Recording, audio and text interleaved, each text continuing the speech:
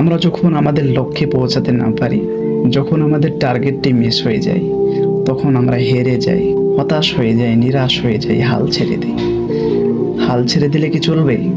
হেরে গেলে কি চলবে? হেরে যাওয়ার জন্য কি আমাদের জন্ম হয়েছে? হেরে যাওয়ার জন্য কি আমরা পৃথিবীতে এসেছি? না। আমরা যখন মাতৃগর্ভে আসিনি তার পূর্বে আমরা একটি পরীক্ষা দিয়েছিলাম। সেই পরীক্ষাতে আমরা প্রত্যেকটি মানুষ চ্যাম্পিয়ন হয়েছিলাম।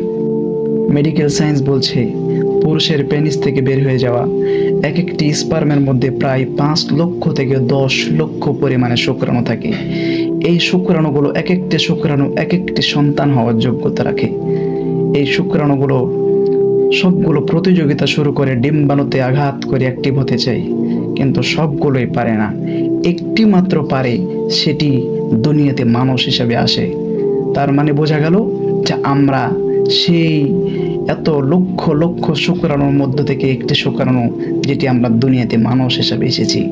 তাহলে যেই সময় আমাদের অস্তিত্ব ছিল না, যে সময় আমাদের বংশীয় মর্যাদা ছিল না, আমাদের কোনো অঙ্গ প্রত্যঙ্গ কিছুই ছিল না, সেই সময় আমরা লক্ষ লক্ষ শুক্রাণুকে পিছনে ফেলে আমরা সেদিন চ্যাম্পিয়ন হয়েছিলাম মায়ের গর্ভে।